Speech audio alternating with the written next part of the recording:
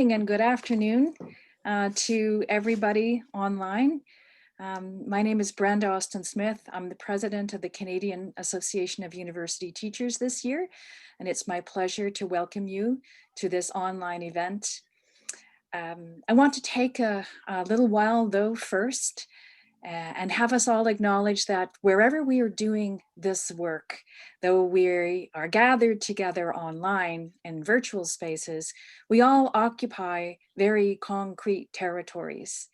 Those of us joining this event in Canada, or what's called Canada, Turtle Island, I invite you to take a few seconds to recognize that we do our work on land which is in some cases governed by treaties, but in many cases, the land on which we do our academic work is unceded territory. And we do our work as guests, as settlers, on land that does not belong to most of us. It may belong to some of us in attendance today, but it doesn't necessarily belong to all of us. And we are grateful for the opportunity to do this work on these territories, ceded and governed by treaties. I myself join you on Treaty 1 from Treaty 1 territory in the city of Winnipeg in Manitoba.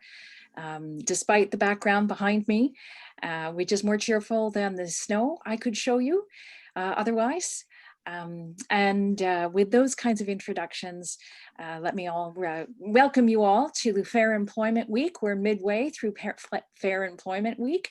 This is a CAUT sponsored series of events to recognize, celebrate, maintain and improve working conditions for contract academic staff in our ranks.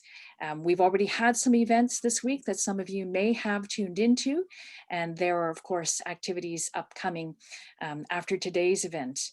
Tomorrow, for example, there's going to be an online day of action, so we will invite you to follow the Twitter feed of CAUT and the Facebook postings of CAUT. There will be shareables for you to distribute to your networks. And on Friday, there is going to be a contract academic staff virtual social.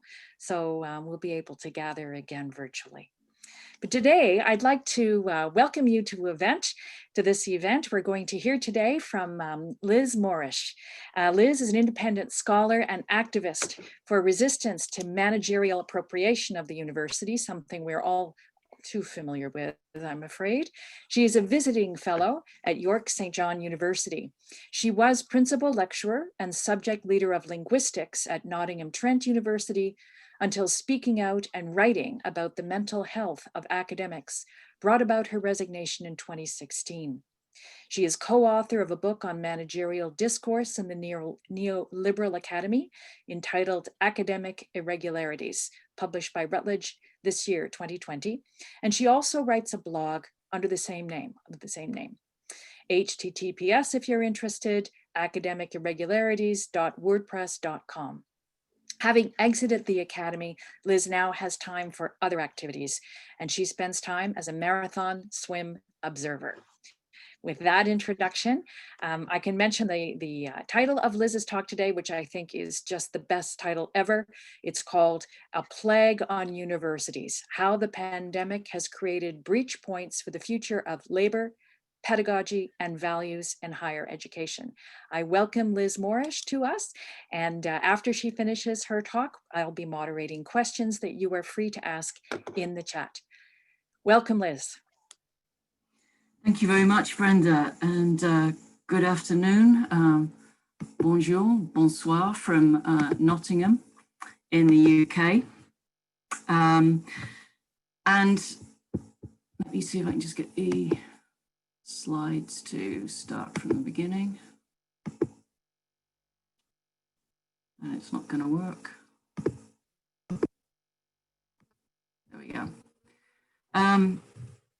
Yeah, along with many other university systems across the world, we are contemplating emergency measures in the way we work and in teaching and learning conditions.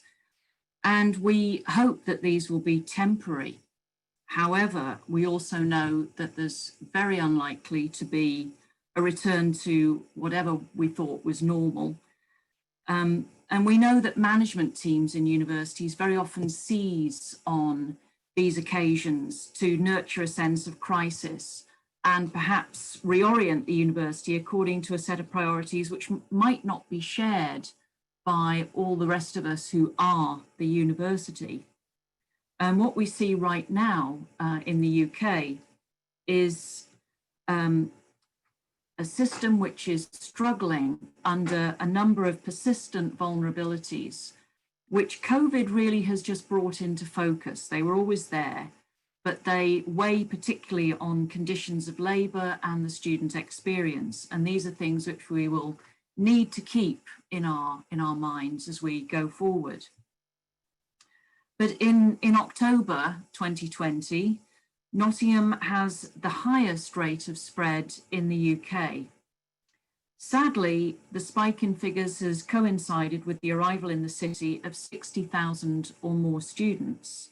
Let me say, first of all, I'm not for any part blaming the students for this state of affairs, but I am hoping that an eventual public inquiry will hold the government and university management teams to account for this failure of policy. Opening campuses and residences was against the advice of the government's own scientific advisory committee, the trade unions and public health academics.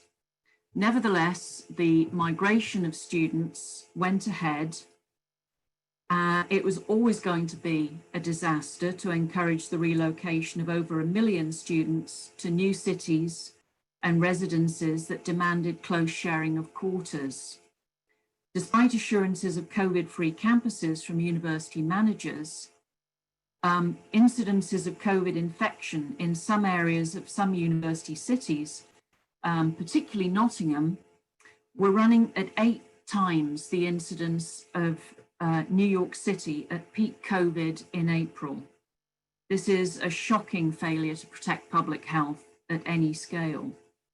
So the slide I have there shows you the neighbourhood, how close it is to the university, the number of cases and cases per 100,000 population and percentage of that number who are students. And you see that in Nottingham, it's the majority who are students. And that spike occurred very, very quickly. So in doing this, Vice-Chancellors have squandered the appreciation well earned by the teams of scientists, social scientists in terms of research on vaccines, population behaviour and epidemiology, who were able to demonstrate to a public made sceptical of experts and academic inquiry the service to the greater public good that universities can deliver. And why did this happen? First of all, we need to take a look at the political economy of British universities and the vulnerabilities revealed by the academic. We have a marketised system of higher education in England. I'm excluding Scotland and Wales and Northern Ireland, who have slightly different varieties of this marketised system. But 80% of our income for teaching comes from student fees and 23% comes from the overseas student contingent. So if either of those two income streams is affected, we would expect to find universities exposed to financial adversity. Also, in August, the government decreed that universities could only charge full fees. Sorry, July, I've said on the slide there. The government decreed universities could only charge full fees if they were teaching face-to-face. Their business model was anchored in income from halls of residence, food and other services like gyms. So they were obviously going to need to bring students to campus.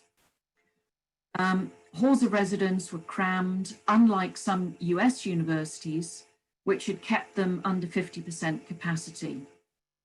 And please note that it's the richer US universities which have been more able to suppress virus transmission by these distancing measures.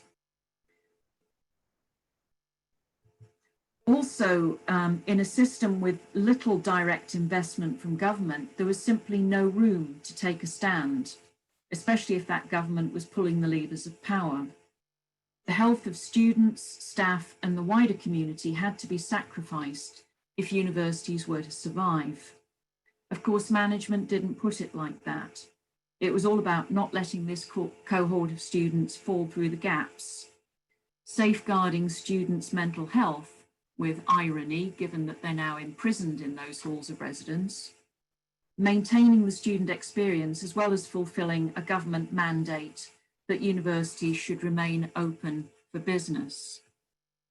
All the while maintaining that throughout the academic, our prime concern has been and remains the health and safety and general well-being of our students and staff. This will always come before any financial considerations, and I've lost count of the number of vice-chancellors who've said exactly that. Over the summer of 2020, universities in the UK became very cautious about finances and fearful of angering the government. Some sought to restructure course offerings towards the government's preferred STEM priority. Some have planned for mass redundancies in the face of what they anticipated would be falling enrolments this year. Shockingly, Coventry University has announced 100 redundancies at associate professor level, and their labour is being replaced by additional hourly paid staff. In many places, the price is being paid by early career and precarious academics, as graduate teaching assistantships and adjunct posts have been cancelled. Their prospects may never recover. The result has been an unsustainable load placed on permanently employed staff, many of whom have seen their teaching loads triple and research time cancelled. The most significant issue that's been brought into focus by the pandemic is that a higher education system controlled by the market is not as robust as market fundamentalists like to insist. This shedding of academic talent has not been so visible in less marketized systems. So there are no reported redundancies in Germany, and Dutch academics have been awarded a pay rise. Some of these universities in the UK have come to regret making redundancies amongst professional staff. Nottingham University has had to send out an appeal for volunteers to offer phone support to students and parents concerned about COVID issues on campus. They have been told that this will require deprioritising of their other duties. In the event, though, university campuses have been far from under-enrolled. In fact, they're full beyond capacity because of another episode of government incompetence over the summer. In August, a scandalously botched process of determining A-level, which is our school leaving exams, university entrance exams, saw a large number of university applicants appealing their grades. Consequently, universities which had rejected some applicants were then obliged to honour the offers of university places that those applicants had now met the standard for. As a result, universities ended up taking in far more students than they had anticipated.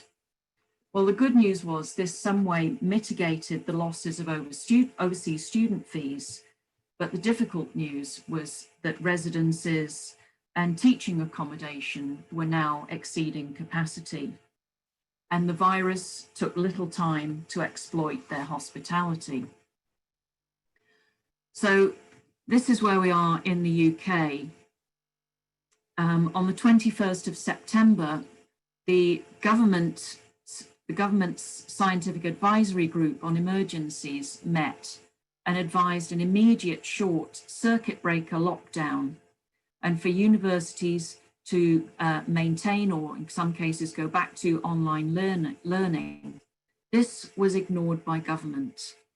Vice-chancellors reliant on fees were forced to observe the mandate to offer some in-person teaching to students, and we now see the result. Even in the face of reassurances about COVID-safe campuses, we now have about 14,000 infections in universities in the first 2 weeks of October. This is a story of some of the more obvious vulnerabilities of a public service subject to crude marketisation, but we don't need to look too far to identify some of the others. There may be a rapid return to business as usual with regard to reliance on casualised labour. The pandemic offers a new opportunity to exploit their expertise by lecture capture or other online archiving. This move can be predicted when we look at the opportunistic moves to capitalise on the pivot to online by the ed tech industry. And I was listening earlier on today to a keynote lecture by Ben Williamson, who points out that ed tech firms pursue a strategy of free now, sell later, while both looking to solve the short-term global disruption of education and paving the way for longer-term transformation to education systems, institutions, and practice.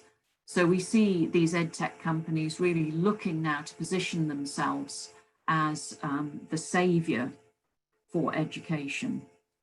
Companies like the Khan Academy are offering free software in response to donations from benefactors who expect to be able to recoup their spend in reduced teaching costs ultimately. And we could be looking at a future in which the dominant education policy preoccupation globally is how to deliver schooling without schools and degrees without campuses. Meanwhile, there are reports that software enabling algorithmically proctored exams may compromise student privacy. There's also criticism that facial recognition and detection algorithms may fail to recognize black faces as easily as white, and thus reinforcing structural racism.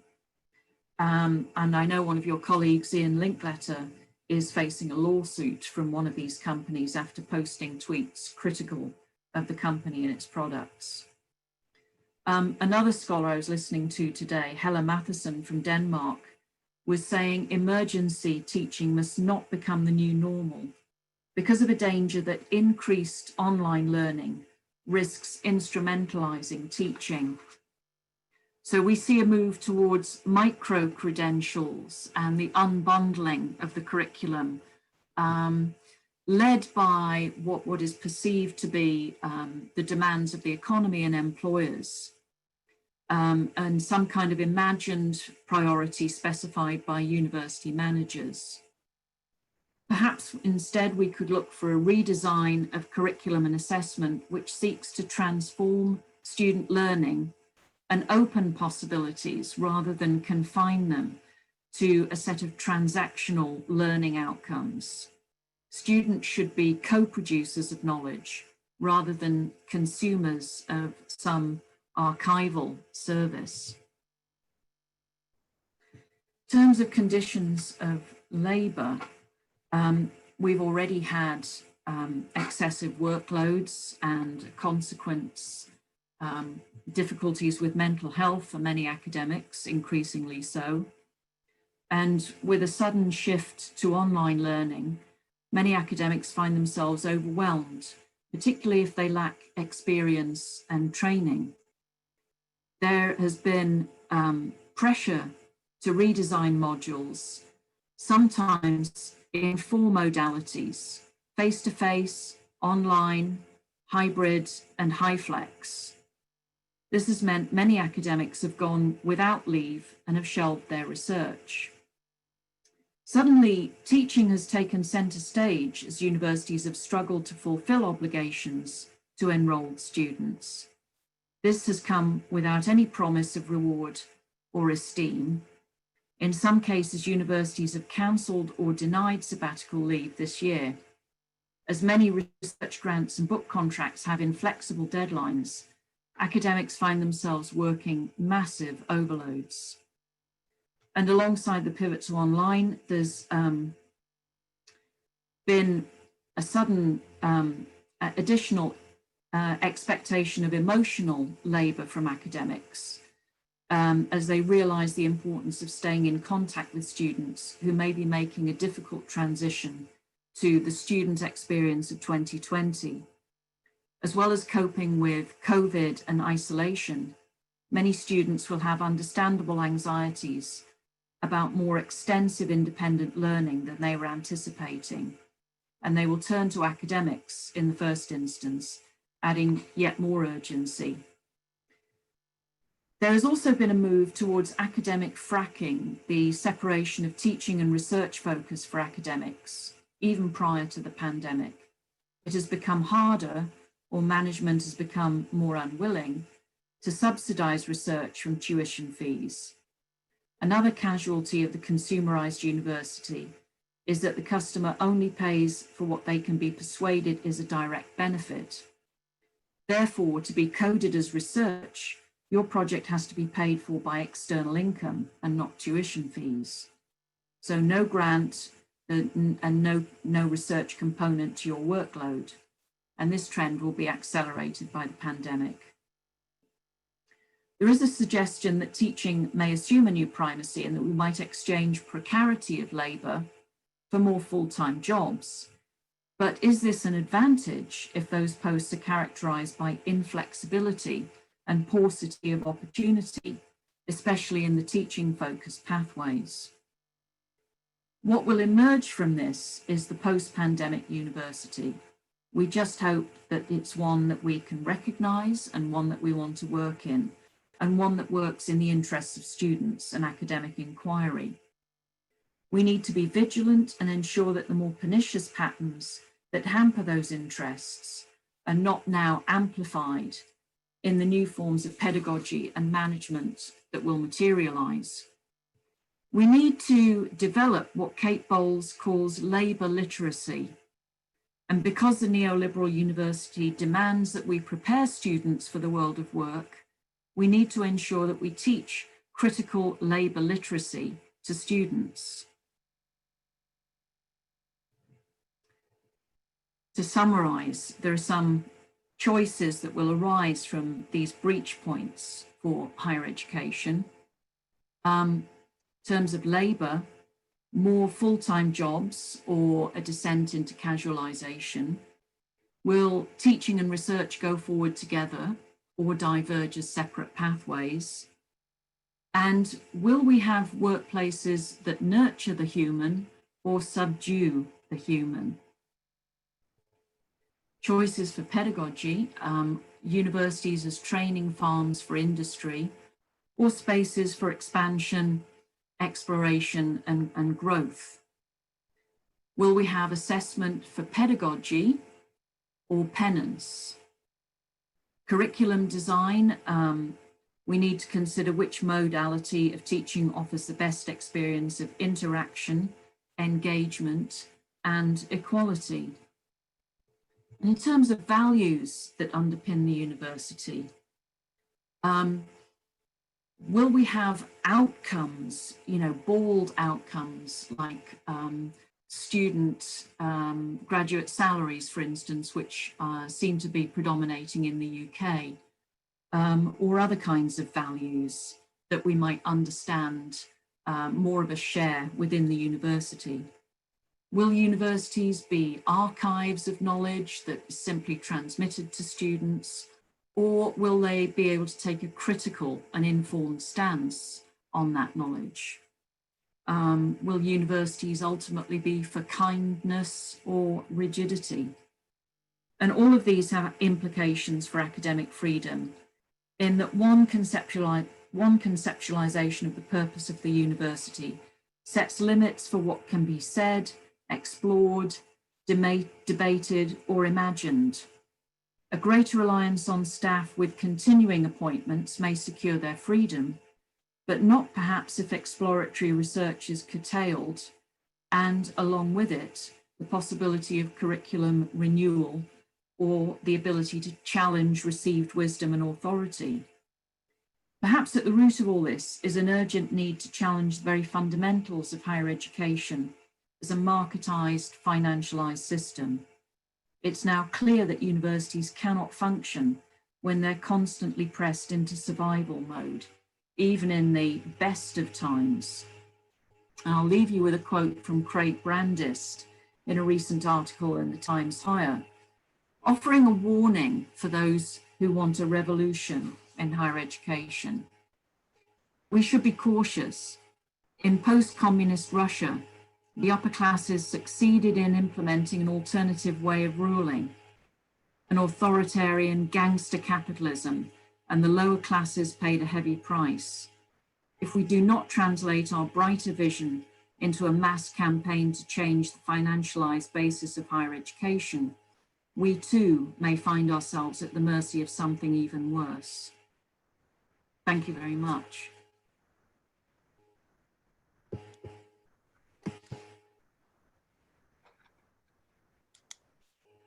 Thank you very much, Liz. That was extraordinary. Thank you. I was making notes all the way through it.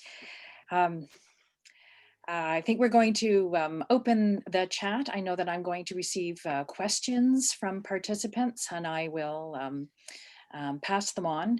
But I also just want to reiterate just how extraordinary that was. And yes, hearing from other people listening that it was fantastic. And just the incision and the concision with which you came to grips with the problem that we've been facing. We here in Canada have also researched, and we've shared strategies about how to resist what we ourselves call the unbundling of research and teaching and service from the academic job.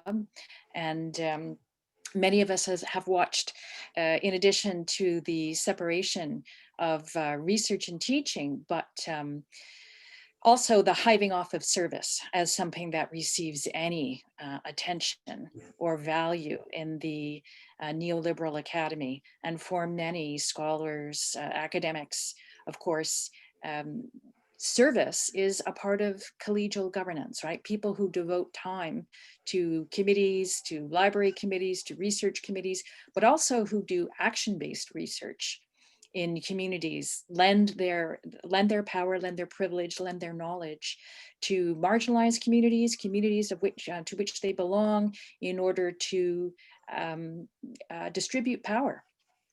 Find that in many cases, if certain universities recognize service, it's service that is in alignment with managerial prospects and managerial values and directions, rather than the directions of academics seeking to use their knowledge, their research, their cultural capital in the service of equity and equity seeking groups and projects that attempt to dismantle things like anti-Black racism, homophobia, transphobia.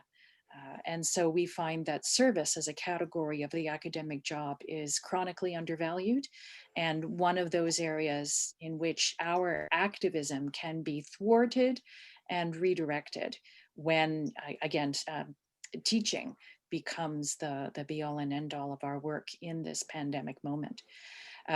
We've also been connecting, as your talk connected, with values, because I think one of the things that ends up being a trap is to answer the neoliberal governance model by accepting its terms and then arguing on its landscape for why it is lacking. And a much more powerful and compelling thing to do is, to borrow the words of Craig Brandis, articulate that brighter vision. And you did that so wonderfully in your talk, to talk about the values associated with the university. What kind of university do we want? And I think we, as academic union activists, can sometimes struggle for those words, struggle for those images when we try to articulate what our values are. And I think your phrase, do we want a university that supports the human, develops the human, or one that subdues the human? I was like writing it down as quickly as I could and asterisking it and underlining it. And but I do want to open this up and invite participants to comment. to ask questions. I'm gushing, and I know that my gushing can, I don't wish the gushing to take the place of other questions. Oh yes, and there is simultaneous interpretation for those who wish it. You can click on the globe interpretation icon on the toolbar, and we can have your questions translated as well. So here is one, a comment question. A person says that, yes, it was a fabulous talk. Thank you very much. You mentioned in the UK that many associate professors are being replaced by hourly workers. Was this a breach of collective agreements? And if so, were there legal repercussions? I think it is, yes, I'm pretty sure it's being challenged by the trade union in Coventry. I'm not sure how they've managed to do this, except, you know, if the management declare that they have a business case to make redundancies, and that's awful language right there, but that's the language they use, then that's what they will go ahead and try and do. And then the union is forced onto the back foot of trying to, you know, bargain them down as much as possible. I think they've gone for that sort of middle tier that, you know, the people, after all, that they have promoted, it's a promoted grade, and it's across all the faculties of the university, as I understand it, is simply to cut costs. But it seems the most awful thing to do to offer redundancy, well, not offer redundancy, but try and fire the very people who have worked so hard to attain that status and obviously have been, you know, excellent employees and would be heading for the next grade as well. So I only got to hear about this last week, so I'm still kind of following up with what's happening. Everything is very difficult at the moment because you can't easily interact with colleagues, and I'm very much out of the loop because I don't work at Coventry, and you know, I'm not working as such in any university now. But, you know, normally I would have been going to sort of lend my presence on a picket line over at Coventry, because their management practices seem to be constantly being challenged by the union necessarily. So yeah, it's difficult. And what we find is that when a lot of university managements start to sort of stand on the very edge of those rather tenuous agreements with unions, the union very quickly becomes overwhelmed in its ability to respond. I'm sure we've all been in that situation. I think what we're also seeing too is the breakdown of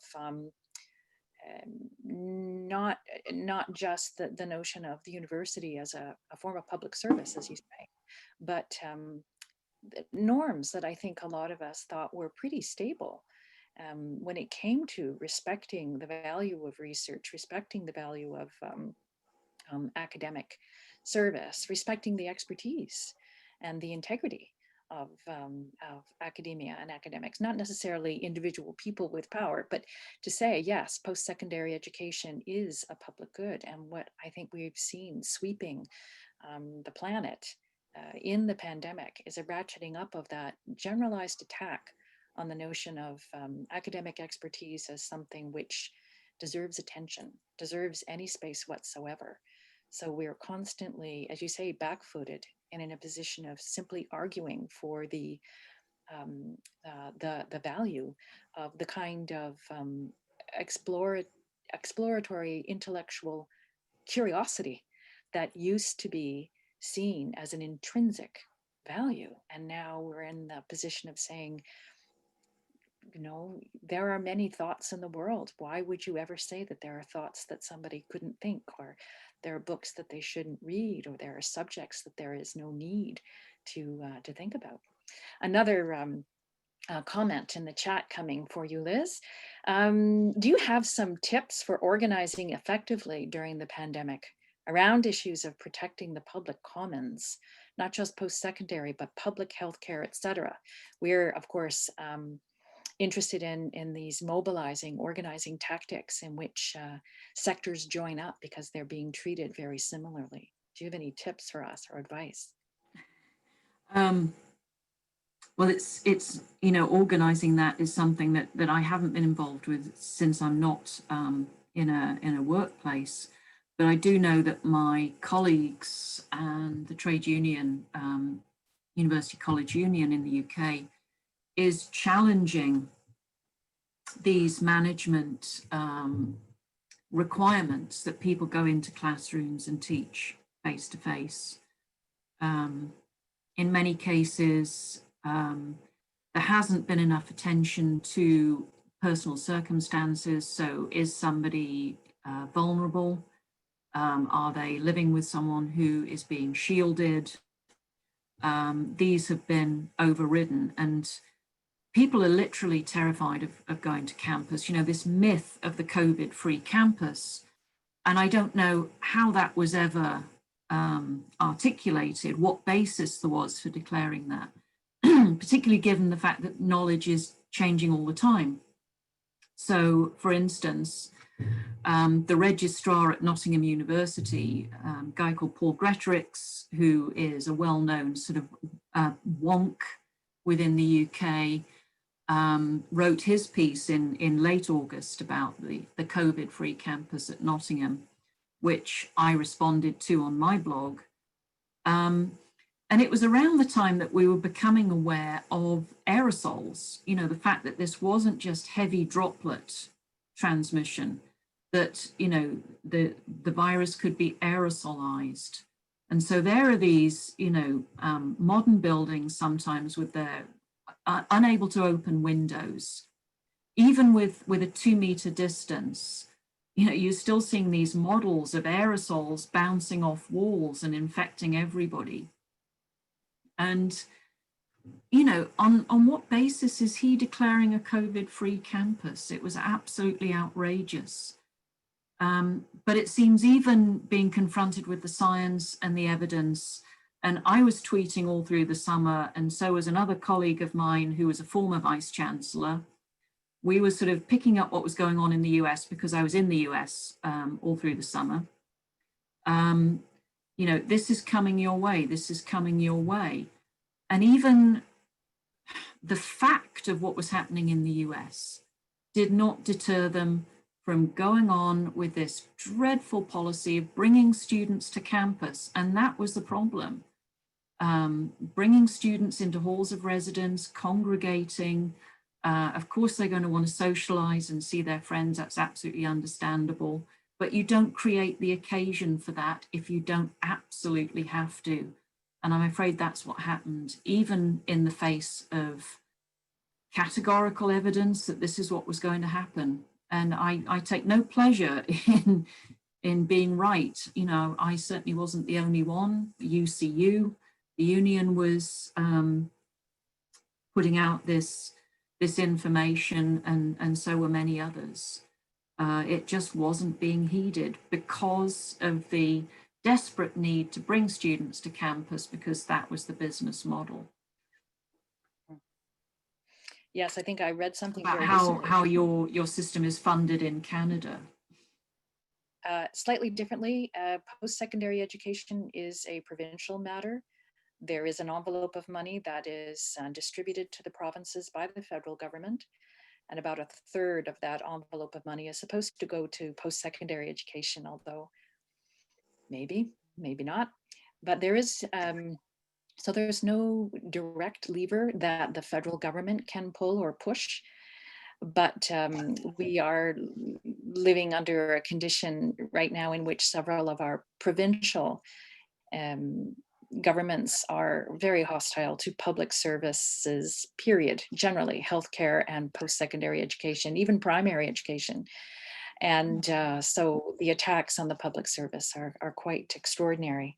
There is another question in the chat, but I'd say that right now, Statistics Canada indicates that we're about 50-50 tuition and and government funding. It shifts 49, 51%, 50, 50, one way or the other, but we're trembling really on the threshold of that. But there still is between 49, 50, and depending on the year, 51% of funding for post-secondary education still does come from the government in one way or another, although we're rapidly hurtling down the chute of despair. A question in the chat, seeing reports of decreased publication rates and increased stress levels for women academics, in particular during this time, owing largely to the gender division of care labor for children and others. Is there a similar phenomenon in the UK? Opportunities for progress on issues of childcare and care labor generally that you're seeing? Yeah, very similar pattern. That's, people have voiced these findings in newspapers and, on the union website, that this has really affected women's careers and ability to do research. And, this is just going to widen a huge pay gap and opportunity gap, particularly for young women of childbearing years. And it's terribly, terribly sad. There's also a pattern, I think, of women leaving the workplace because of the unsustainable load and just the inability to know, when is this going to be different? When am I going to know that my children will be able to go to school and reliably be at school for a week at a time? And women are just thinking that can't do this and checking out of all kinds of workplaces, not just academic workplaces. What needs to happen is some kind of remediation, focused remediation for women's careers, whether that be, funding. In the US, lengthening the tenure clock. We don't have tenure in the UK, but we have lost the word. Continuing appointments, just like continuing appointment. Yeah. After 3 years, you pass. Well, like a candidate or like achieve a kind of job security, nominal job security. Yeah. And obviously there are certain targets that are supposed to be met in terms of, publication and teaching development and so on. And those do need to be lengthened. What's really right on top of us in the UK is the research excellence framework, the sort of big research audit. And I imagine a lot of people will be under extreme pressure to kind of get those publications in. And not only has their work been hampered, but the work of publishers as well will have been slowed down, and peer reviewers, and everything is very slowed. And it's just lunacy to go ahead with that, to schedule. I know that the date for the submission of the narrative document has been extended to March, but as far as I know, the deadline for the census, that is, you have to have your research published with a publisher, I think that has stayed the same. In the UK, do you find what we find in Canada is that marginalized academics, Black academics, women academics, Indigenous academics, academics with disabilities, these academics are overrepresented in the ranks of the precarious academic. That is, we have more of our colleagues represented in the ranks of people on insecure labor, underpaid, no benefits, no sick leave, and very much akin to what happens, at least in the healthcare sector in Canada. The frontline workers working, again, on precarious contracts in the healthcare centers and healthcare arrangements are forced to go from place to place to place in order to sort of knit together or sew together a working salary, right? A survival salary. And much the same is true of precarious academics, adjuncts, sessionals, contract academic labor in Canada, which means that all of the forces of sexism, anti-Black racism, anti-Indigenization, homophobia, transphobia, come to bear in a structural way because of these inequities. Is there a similar intensification of these inequities in the UK along these lines? Yeah, there certainly is. And, you know, I think we have between 30 and 50% of academic labour is casualised. And, you know, at all strata of academia, people from Black and ethnic minority communities, disabled people are underrepresented. I think we have numbers of Black women professors in the digits. I mean, it's shocking, really shocking. And also they are people who tend to be, you know, their expertise is drawn on a lot for emotional labor as well. You know, Black students or Asian students will look to that very small minority for validation and advice and mentoring, obviously. And that never appears on workloads. So yes, that's a very, very overpressed sector of the academic workforce and will be increasingly so. And I think in situations in which contract academic staff must go from place to place, and I'm thinking here of people who are not just teaching remotely, but are under a certain amount of pressure in certain occasions and situations to do face-to-face instruction, that they are physically exposed to higher risk of infection and not necessarily provided with adequate protection in terms, you know, of PPE, for example, like visors, masks, whatever. So the situations into which some of these contract academics may be forced to go are physically dangerous as well as psychologically stressful.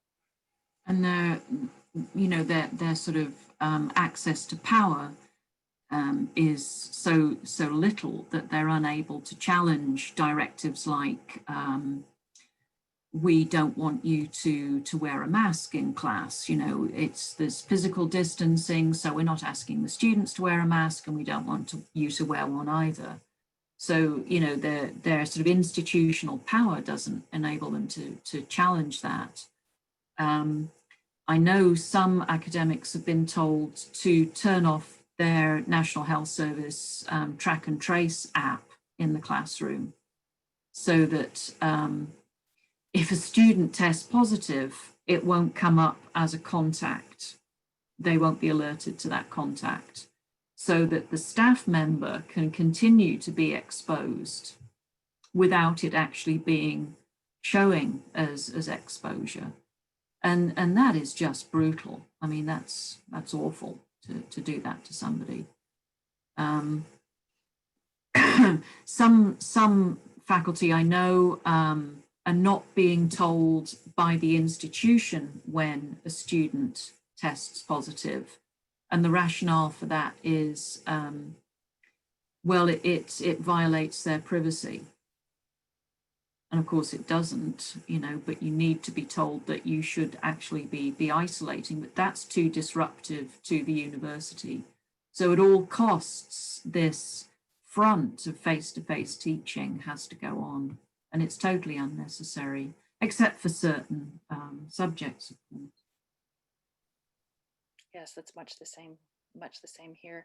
I think there are certain subjects that do perhaps need a certain amount of face-to-face contact, but that needs to be accomplished safely. But I find the information about being asked to turn off your your COVID detection app is utterly shocking, just shocking. It's like being told to turn off, disable the smoke detectors in your classroom, because if there's a fire, we really don't want anybody to know. I mean, it's just horrific. But I want to go back and thank you for this extraordinary presentation. And I'd say here we are at the end, sort of trading shared difficulties and shared challenges. But I think what also came through and was so important in your talk is the centering of values, that a university worth working in, let alone worth attending, a university worth supporting through our labor, emotional labor, intellectual labor, psychological labor, must be a university that cultivates kindness and humanity. If the university is there only as a conveyor belt, delivering boots for industry, then it really has lost its way. And I do think, as you were talking and looking at your blog, I was thinking about Sarah Ahmed and her shutting the door, right, closing the door, and the effective value of complaint and resistance, and if necessary, abandonment of this managerial creature, and the reformation of post-secondary education along these deeply committed lines, and with integrity and curiosity at its heart. And I think that that's what you've given us today, is a real vision of that integrity and that heart. And we really needed that. So thank you very much, very sincerely, for an extraordinary talk. Very informative, but inspiring at the same time. Thank you very much, Liz, for everything. Stay well. Hearing. Oh, it was wonderful. It really was wonderful. Part of your community. Yes. Yes. So I would like to thank everybody here for tuning in. I see that our participants are still with us. Thank you for those who asked the questions, and for many others who listened. And now remember that tomorrow is our day of social media action in the service of Fair Employment Week and the causes of a just university, a university who's there for everybody, for us, our students, their families, our communities, future communities that we can't even imagine, but on whose behalf we do this work ongoing in all the ways that we can. So thank you very much for everybody. And I look forward also to hearing about and maybe joining into your social on Friday. So thank you again, Liz. Solidarity to everybody. Everybody, please stay safe. And I think the recording will be available, archived on the caut.ca website sometime in the future, I believe. Yes, it's going to be made available. So you'll be able to tune in again and hear this magnificent presentation. So that's it. Farewell, everybody. Talk to you all or meet you all again soon in the virtual space. We will stay in touch, Liz. And have a good day, everybody. Thank you. Bye-bye.